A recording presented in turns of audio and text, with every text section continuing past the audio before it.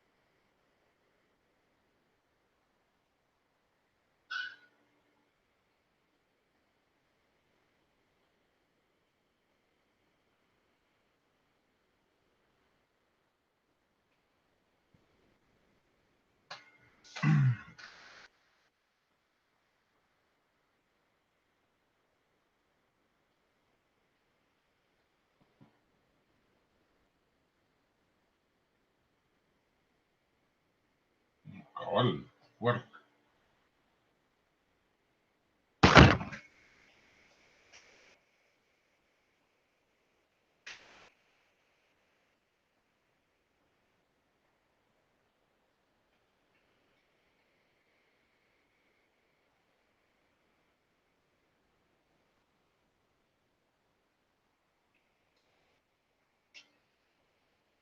Coge pura.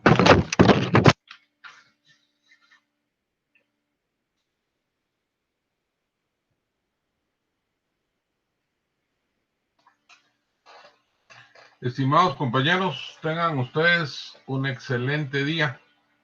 Vamos a darle continuidad al curso de medicina forense.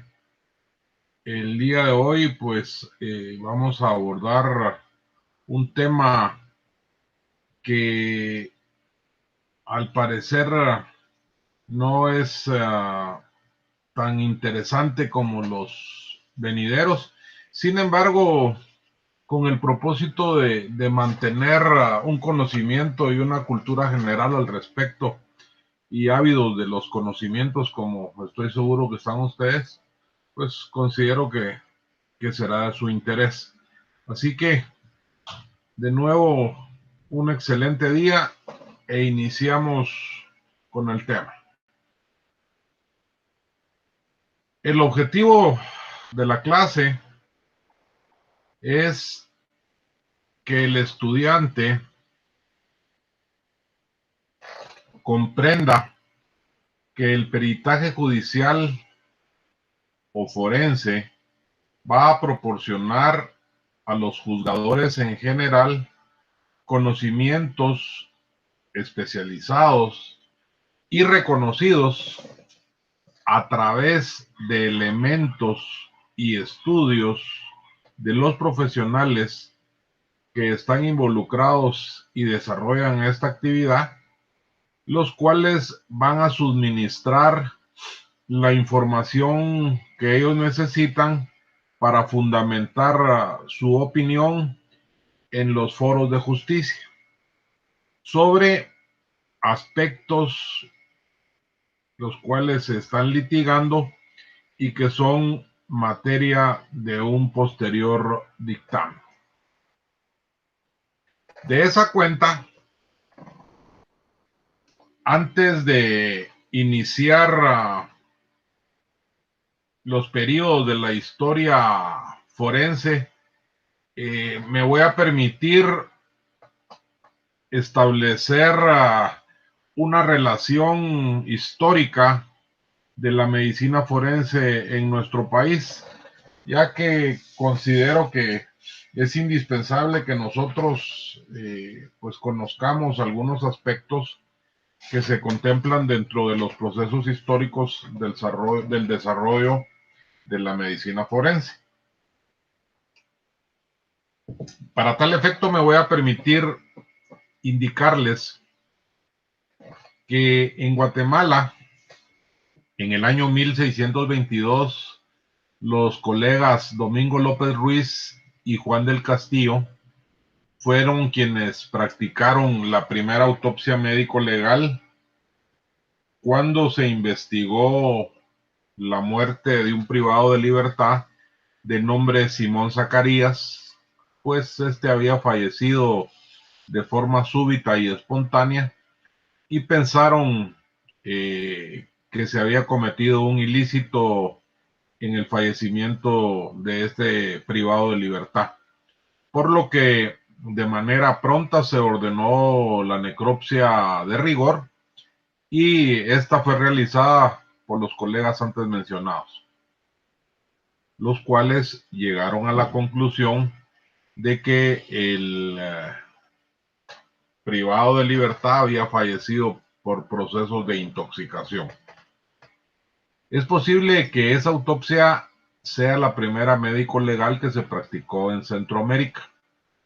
En el andamiaje jurídico de la nueva Constitución Política de la República de Guatemala, en 1985 y con la reforma posterior del 92, en cuanto a la reforma procesal penal, a través del decreto 1592, que es el Código Procesal Penal, se modificó el sistema de justicia penal en Guatemala, como es de su amplio conocimiento, por lo que se otorgó una serie de garantías constitucionales en procesos tales como la garantía judicial, el derecho de defensa, la presunción de inocencia, la posibilidad de procesos, el acusatorio, entre otras, pasando de un sistema penal inquisitivo que se caracterizó por ser de carácter secreto y escrito, en el cual, pues,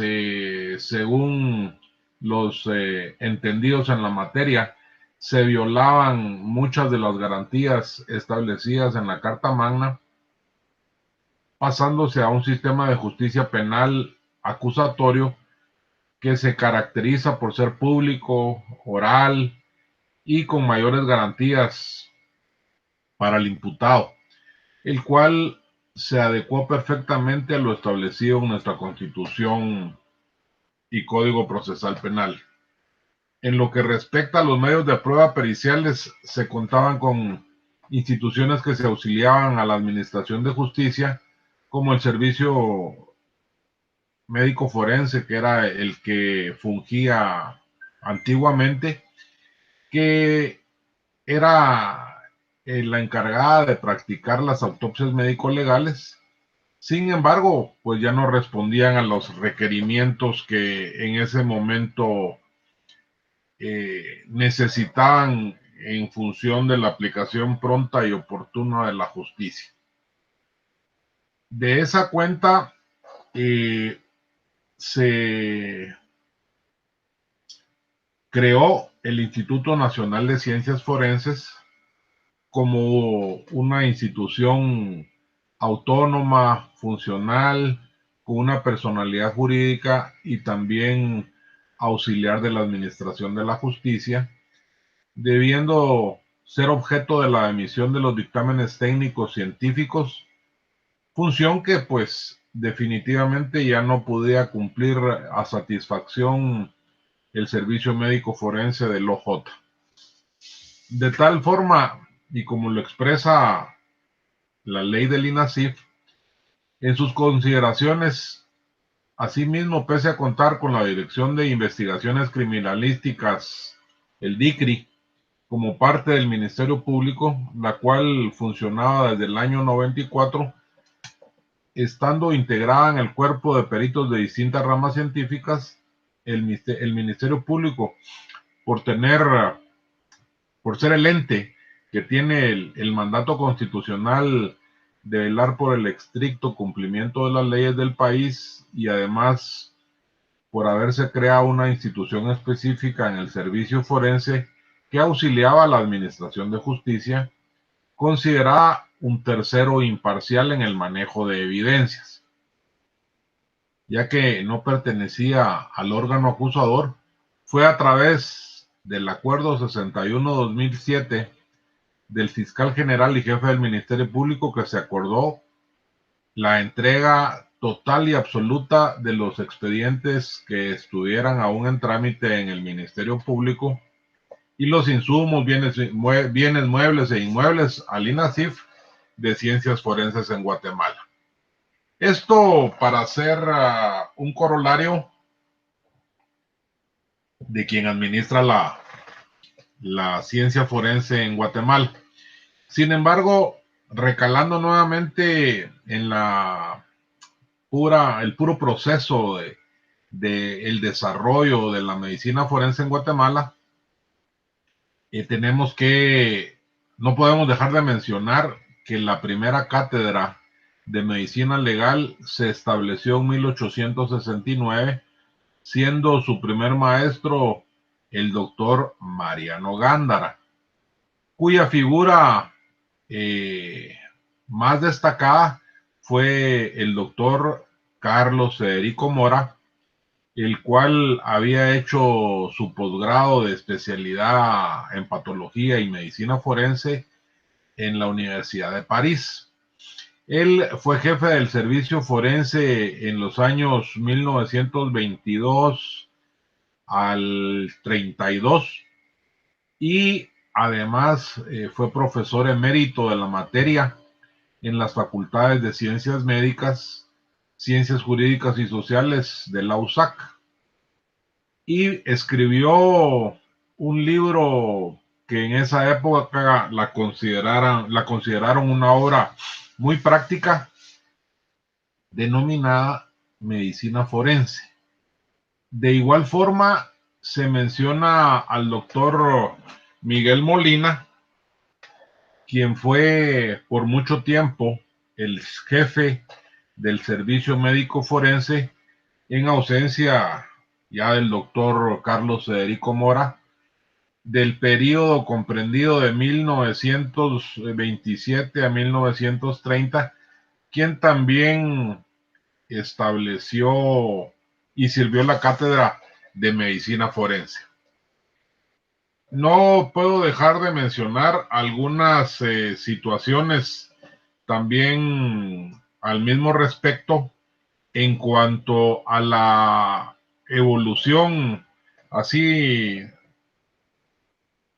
coloquialmente, abuelo de pájaro, pues es demasiado grande y tiene demasiadas circunstancias el desarrollo de la medicina forense en América Latina, pero donde inicialmente se establecieron más estudios fue en Argentina, con el doctor Bonet, quien en su época, en 1833, fue considerado un erudito en el tema. También es necesario indicarles que Argentina, de América Latina, es quien más textos publica y más investigaciones respecto a la medicina forense tiene, manteniéndose en vanguardia. En cuanto a México, Luis Hidalgo fue el primer médico legalista en 1934 a 1976. Colombia, 1827, Félix Merizab, él fue el precursor de las ciencias forenses. Mientras que en Cuba, Israel Castellanos en 1922. Ya establecido este tipo de situaciones, nos vamos a circunscribir a los periodos de la historia de la medicina forense, dividiéndolo en ficticio o religioso, el cual comprende las épocas primitivas hasta el Imperio Romano, en el cual se establece, como pueden ver ustedes en uno de esos libros que tienen que leer, que se llama La Ley del Talión, pues la que consistía en que la pena era igual al daño causado. O sea, ojo por ojo, diente por diente. De tal forma que el hombre homicida era entregado a los familiares del fallecido, en tanto que las adúlteras eran apedreadas lamentablemente hasta la muerte. El período metafísico.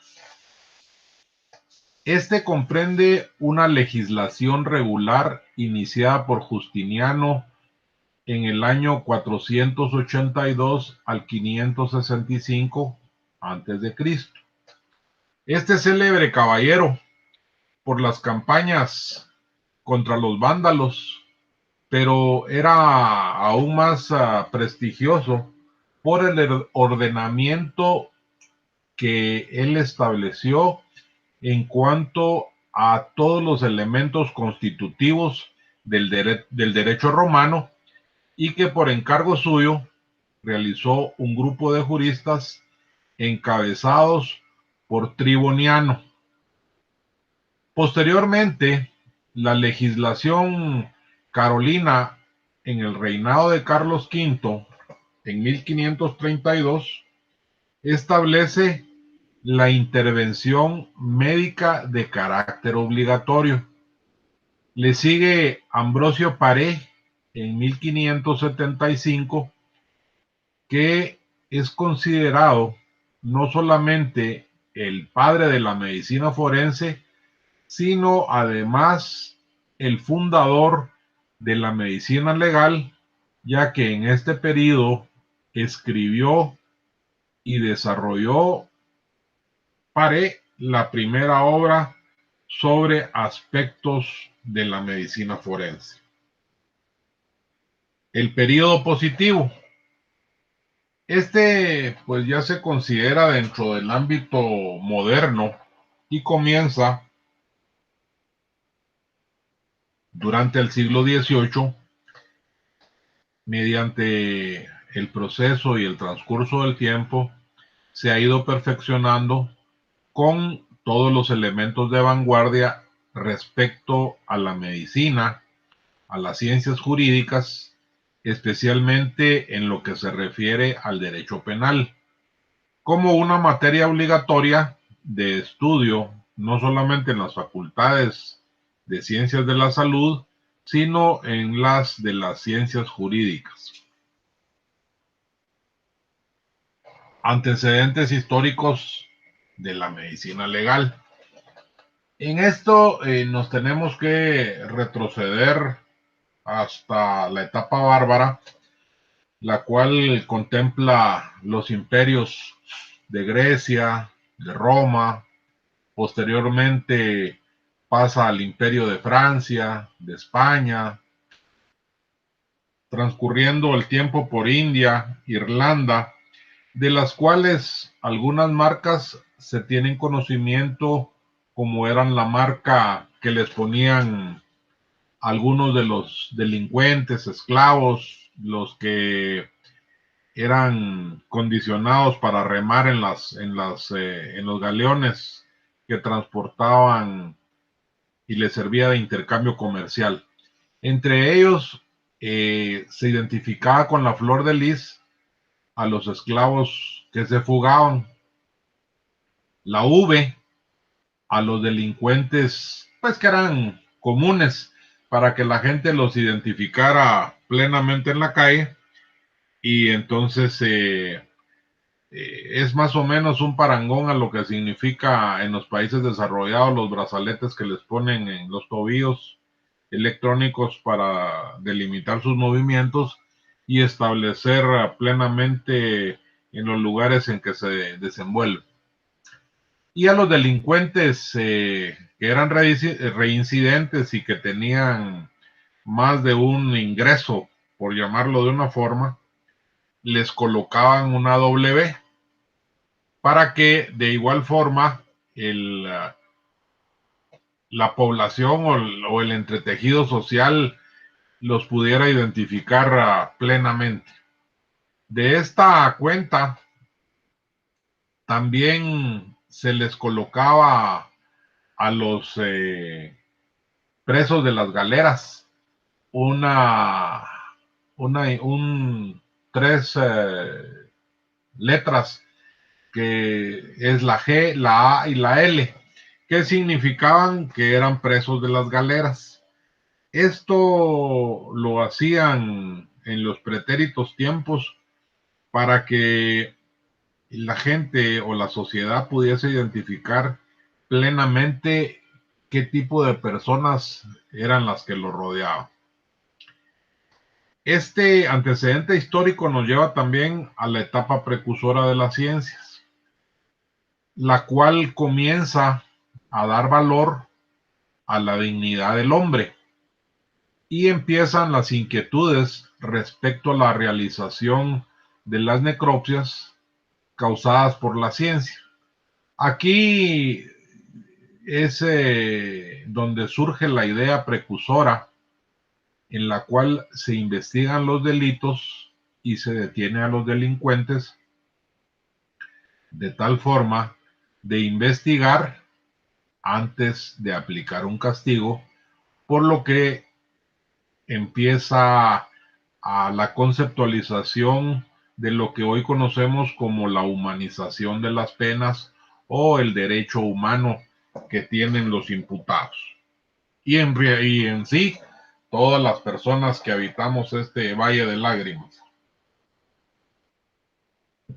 En el código de Hammurabi, en la Mesopotamia, Babilonia, en el año 1700 a.C., el código de los Hivitas, que aproximadamente fue establecido en el año 1400 antes de Jesucristo, constituyen las pruebas tempranas de la relación o del vínculo que existe hoy día entre las ciencias médicas, la justicia y la aplicación de la ley.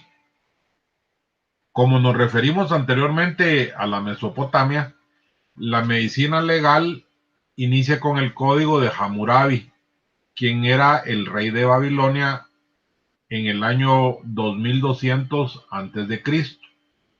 En él se encuentran establecidos jurisprudencia médica, la cual incluye los deberes y derechos del médico. Ya desde ese entonces se le achacaba su responsabilidad civil y criminal y los castigos a los que debería ser sometidos en caso de existir y comprobar procesos de negligencia.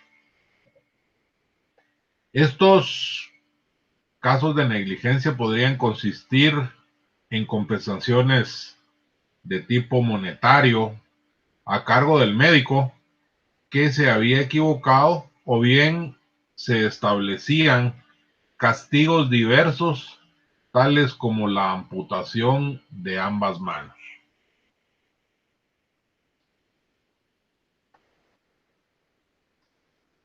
La medicina legal.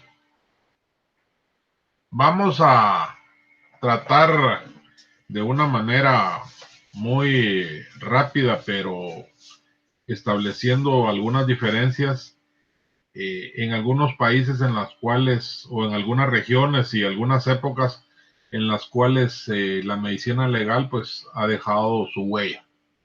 En la India se establece la valoración de las lesiones y se estipula la asignación de castigos para quienes provocan las mismas. También se establece una pena por el adulterio, que es amputación de las manos, miembros o bien las orejas. Tenemos también la ley de las 12 tablas, que es el código más antiguo del derecho romano. Data del 451 al 450 antes de Cristo e incluye normas respecto de la duración del embarazo y de la responsabilidad del enfermo mental. Ya desde ese entonces consideraban la interdicción, como la conocemos actualmente, como un proceso en el cual se podía eximir a alguien de una responsabilidad. Luego tenemos a Galeno, que como ya saben ustedes es el padre de la medicina, y establece la dosimasia, la cual constituye una prueba a la cual se debe someter un órgano para saber si éste ha funcionado o en qué estado de su actual función estaba antes de acaecer los procesos de muerte. También debemos contemplar el Código Justiniano. Este data del 529 al 564 después de Cristo en Roma y regulaba la práctica de la medicina, la cirugía y los procesos obstétricos que empíricamente desarrollaban en ese tiempo. Y además imponían penas por mala práctica. En la época antigua, Imhotep en Egipto, en el año 3000 antes de Cristo, establecieron los papiros de Cajún. En el 1800 antes de Cristo, en Judá, Israel, 961 al 922 antes de Cristo. En la Mesopotamia, el código de Hammurabi del siglo XVIII al siglo XX antes de Cristo. Las 12 tablas del año 451 al 450, como ya les mencionaba, la época medieval, en la cual los aspectos más relevantes fueron de Galeno, que estableció la dosimasia, Numa Pompilio, aprobando el Código Justiniano, Hashe Yuan Lu en el siglo XVIII y el Papa Inocencio en el año 209 antes de Jesucristo. En la época moderna, en 1537, Carlos V, Ambrosio Paré, en el 1613, Enrique VI, Paulo Sacchia, en el 1651, Fortunato Fedele, Lambroso Lacancia, Mateo José Buenaventura, Emilio Federico Pablo Bonet y Nina Rodríguez. Todos estos personajes precedieron a lo que actualmente conocemos como la medicina legal o la medicina forense. Cada uno en cuanto a su aporte a lo establecido y al desarrollo del proceso de esta ciencia forense. La evolución de la medicina legal, como vimos en el resumen de la diapositiva anterior, Numa Pompilio fue el primero en establecer el ordenamiento médico legal de interés que data del periodo del año 600 antes de Cristo, por lo cual todas las mujeres que murieran en el proceso del embarazo, lo que hoy conocemos como los trimestres, primero, segundo, tercero, estas deberían de ser intervenidas quirúrgicamente o por instrumentación quirúrgica con el propósito de salvar la vida del nuevo ser. Lo que posteriormente, con el transcurso de los tiempos y de los periodos y de la evolución de la cirugía, que en ese entonces era incipiente, y conocemos actualmente como cesárea. En los tiempos antiguos, Numa Pompilio ordenaba al médico hacer exámenes a quienes morían, implicando con ello pericia. Es decir, practicaban los procesos quirúrgicos en los cadáveres con el fin de ir desarrollando sus habilidades quirúrgicas. Hipócrates. Este personaje estudió las heridas y las clasificó en relación a su letalidad. A él se debe el juramento que, con todas las modificaciones para adecuarlo, son establecidas obligatoriamente para todos los que nos podemos recibir el grado académico de médicos y cirujanos, ya que esta profesión, ese código nos sirve como un normativo durante el ejercicio profesional. Lex Cornelia Sulla. Esta es una ley que ordenaba que la prostitución debiese o debería de supervisarse adecuadamente, evitando con ello la propagación, que en ese entonces no la conocían como enfermedades de transmisión sexual, y que los procesos gestacionales, o sea, el embarazo, debiese o debería diagnosticarse por 5 comadronas de manera consensuada. Además, advertía que el hecho de dar afrodisíacos e inducir con sustancias o maniobras a procesos abortivos estaba severamente castigado, y quien causara este daño, fuese el médico o comadrona que provocaba la muerte en el paciente, era exiliado o bien ejecutado de inmediato.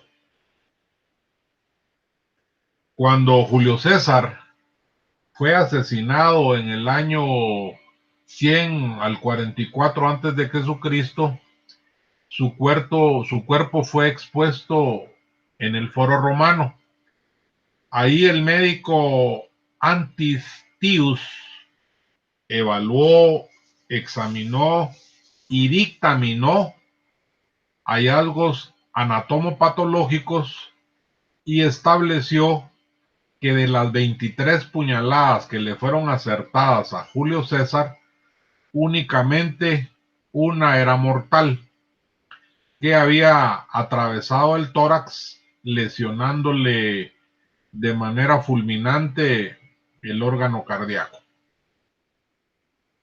Por su parte, Carlomagno, en el año 742 al 814 antes de Jesucristo, trata de restaurar el Imperio Romano, para lo cual quiso homogenizar las leyes de su vasto imperio, y los obispos escribieron los capitulares en las que se destacaba la necesidad de que los juegos busquen la opinión autorizada de los médicos sobre sobre todo en los casos en la cual se establecían heridas, traumatismos. Se estableció también los procesos de infanticidio, el suicidio. Ya se contemplaban las lesiones genitales del estupro y la bestialidad, que ahora denominamos la violación, y en el divorcio. El diagnóstico de la disfunción eréctil o impotencia sexual, se afirmaba que los capitulares fueron quienes iniciaron los procedimientos de lo que hoy conocemos como la medicina legal.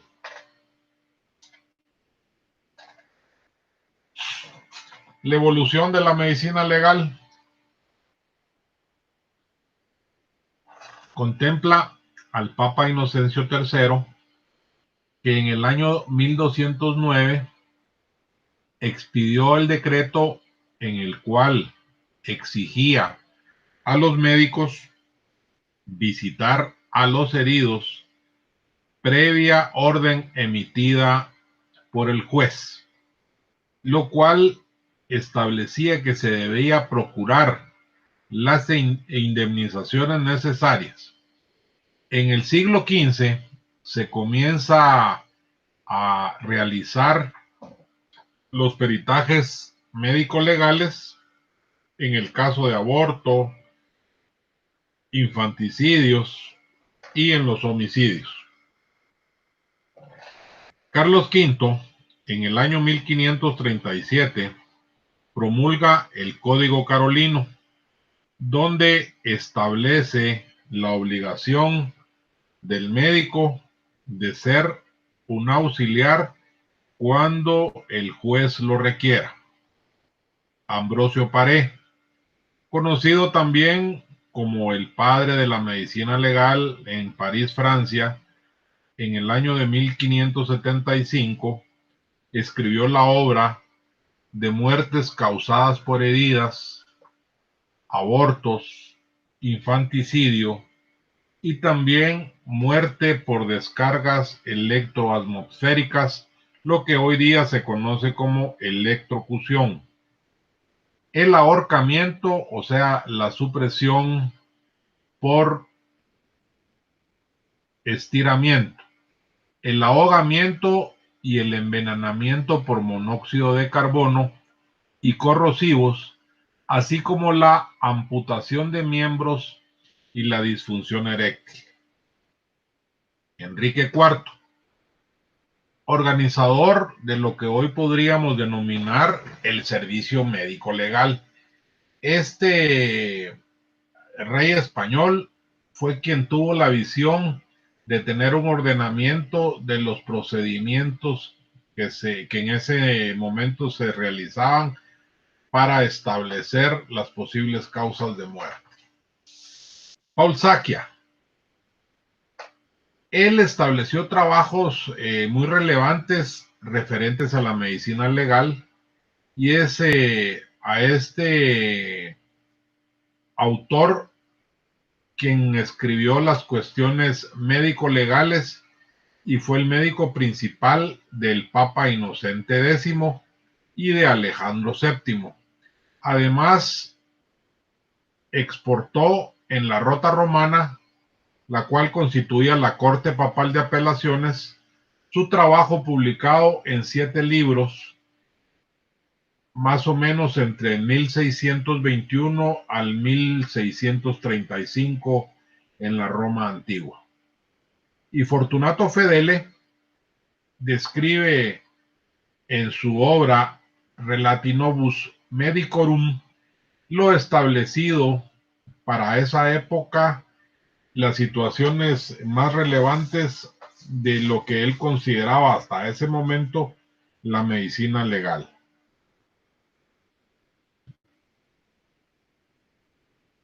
Continuamos con la evolución de la medicina legal con otros autores. Malpighi es conocido como uno de los precursores y conocido también coloquialmente como el abuelo de la dactiloscopía. Lombroso, él fue un estudioso de criminales mencionados, sobre todo los que tenían algún proceso mental discapacitante. Lombroso los empezó a estudiar con el propósito de clasificar a quienes sí se podía considerar en ese entonces como deficientes mentales, o como los conocían, porque no existía ningún otro tipo de terminología, coloquialmente como locos.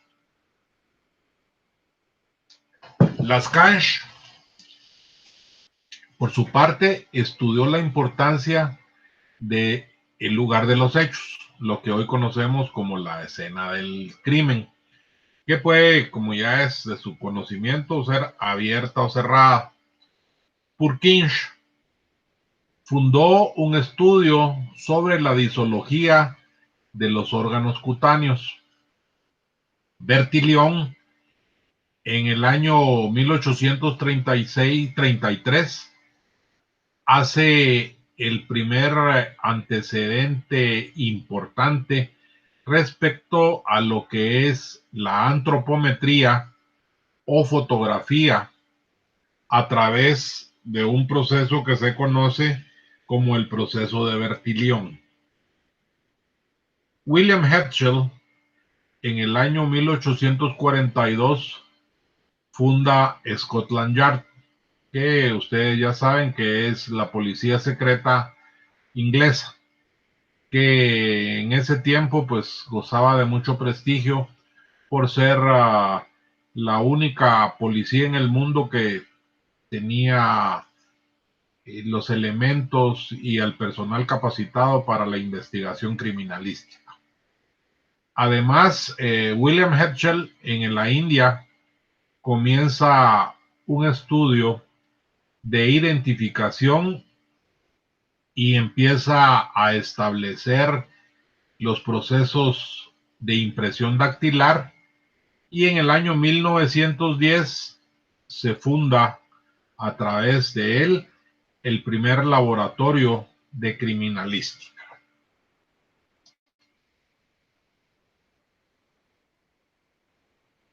Mateo José Buenaventura. Este sujeto es precursor de la toxicología moderna en su obra Tratado de Venenos.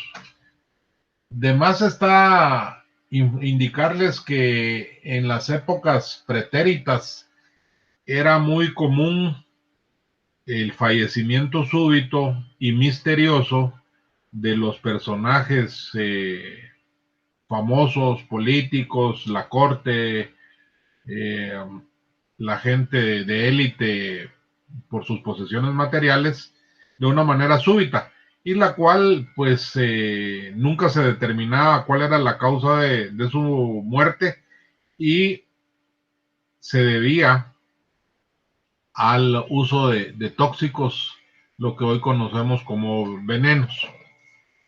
Emilio Federico Pablo Bonet estableció muchos tratados, pero su principal obra de medicina legal en español consistió en establecer la vinculación entre la psicopatología y la psiquiatría forense, con el único propósito de determinar la calidad mental y poder definir lo que hoy conocemos como inimputabilidad. Galot en el año 1888 propone la identificación dactiloscópica basada en los dibujos que Malpighi en el año 1669 había establecido, para lo cual creó o describió, para ser más correctos, 101 tipos de diferentes estructuras, diseños o dibujos dactiloscópicos en el año 1892. Buchetti crea una clasificación en las cuales se fundamentan 4 tipos fundamentales respecto a la dactiloscopía, los cuales se fundamentaban en el arco, la presía interna, la presía externa y el vertichilo. Este proceso metodológico todavía está en vigencia en algunos países de América Latina, como por ejemplo Argentina y México. Henry, en el año 1901, desarrolla un sistema de dibujos papilares, tales como arcos, lazos, remolinos y compuestos, el cual hoy día es el más usado en el mundo en cuanto a la identificación de huellas dactilares.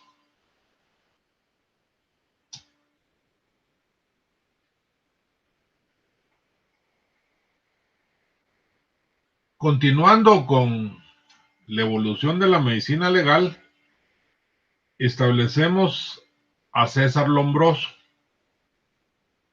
Este nació en Verona, Italia, el 6 de noviembre de 1835 y en 1858 va al Hospital Santa Eufemia de Pavia y obtiene su permiso o su licencia para la práctica de las ciencias médicas. En el año 1859, Italia entra en la Primera Guerra Mundial y de inmediato Lombroso se incorpora como médico de guerra, y ya en el año 1863 escribe su primera obra de medicina legal y lo denomina Medicina Legal para Enajenados Mentales.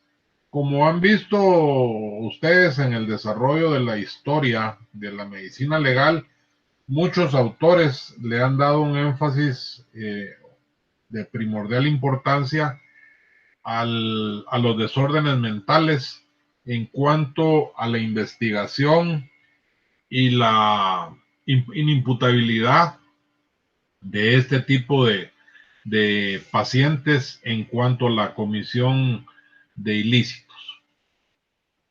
En el año 1871, al estar en el proceso del método científico, específicamente en el área de observación, evaluando el cráneo de un delincuente, se da cuenta de una serie de anomalías y él en ese momento piensa que el criminal lo es derivado de algún tipo de deformidades óseas anatómicas, y lo compara o lo hace símil con los cráneos de algunos animales.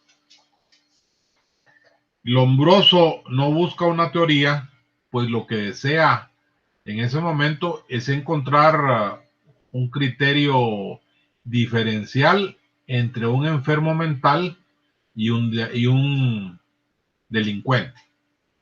Es así como en el año 1872 publica su obra Memorias de manicomios criminales, en la cual él expone sus vastas ideas y la diferencia que a juicio de César Lombardo existía entre un loco y un delincuente, manifestándolo que el delincuente es un enfermo con malformaciones anatómicas óseas en la bóveda craneal que a su juicio eran evidentes y que deberían de existir manicomios para delincuentes criminales y que la necesidad que los pacientes que sufrían de trastornos mentales no deben de estar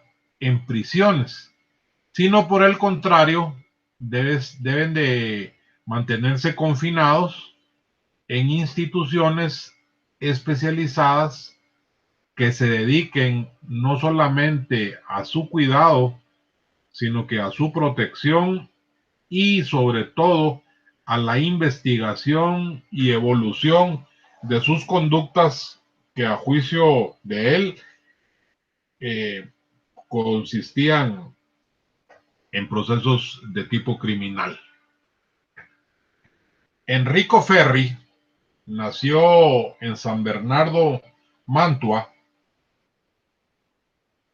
el 25 de febrero de 1856, presentando su tesis en la cual demostraba que el libre albedrío en su conocimiento era una ciencia ficción. En 1882, él realizó estudios sobre la pena y publica una obra denominada Medicina Forense, Socialismo y Criminalidad. En el año 1912 se aprueba la creación del Instituto de Criminalística de la Universidad de Roma y Ferri es su primer director. Se caracterizó por su dedicación para lograr que Italia pudiese tener su código penal de corte positivo. Asimismo, una escuela de medicina legal para personas que no poseían los recursos económicos para poderlo realizar. Y además creó dentro de este contexto que tuvieran habilidades y sobre todo mucha actitud en el interés de la ciencia criminalística, ya que en aquel entonces la situación política le dificultó la aprobación del proyecto, pues el partido fascista llega al poder e inmediatamente se forma una comisión y logra Ferri colarse y ser integrante de la misma. En los últimos años de su vida desarrolla una gran labor académica y se establece en Sudamérica, en el cual mantiene un viaje constante entre estos y Sudamérica, participando en muchos congresos y dejándole a todos sus discípulos esta semilla para el desarrollo de la medicina forense posterior. César Garofalo nació en Nápoles el 18 de noviembre de 1851 y participó de la Escuela Positiva de Enrico Ferri. Publicó escritos, los cuales se consideran muy útiles, donde establecía los fundamentos y las bases de lo que en la actualidad conocemos como criminalística, la cual desarrolló en el año 1885 y su obra maestra la denominó Criminología, la cual algunas de sus aspectos aún se consideran y se mantienen vigentes en algunos países del mundo. Su misión consistió en enhebrar con fríos razonamientos sociológicos y éticos, una lógica ajustada jurídica y con pocos elementos médicos, lo que en esa época constituyeron testimonios científicos de algunos otros que lo precedieron, como Lombroso y Ferri, y posteriormente él fue el precursor de la antropología criminal. Y Bernardino Ramazzini, su actividad más importante en el desarrollo profesional es que se considera como el padre de la medicina laboral. Es con esto, estimados compañeros, que he tratado de establecer los procesos evolutivos que ha tenido la ciencia forense en conjunción con las ciencias jurídicas, con el único propósito de establecer las evidencias que conlleven a los jueces a dictar una sentencia. Al final de la presentación encontraremos 5 preguntas, las cuales ustedes deben de desarrollar antes de responderla de una manera eh, consensuada y con ello establecer la respuesta correcta. Vamos a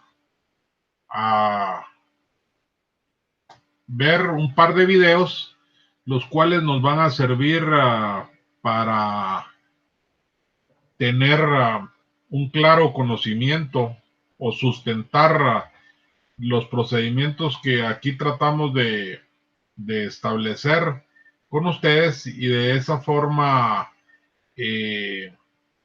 llegar al consenso del conocimiento que ustedes necesitan. ¿Sí?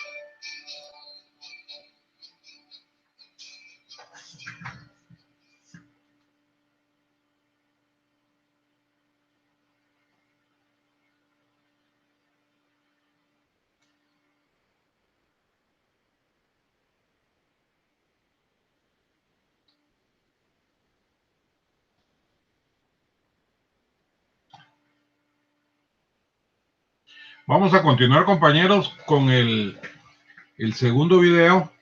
No se preocupen de los links.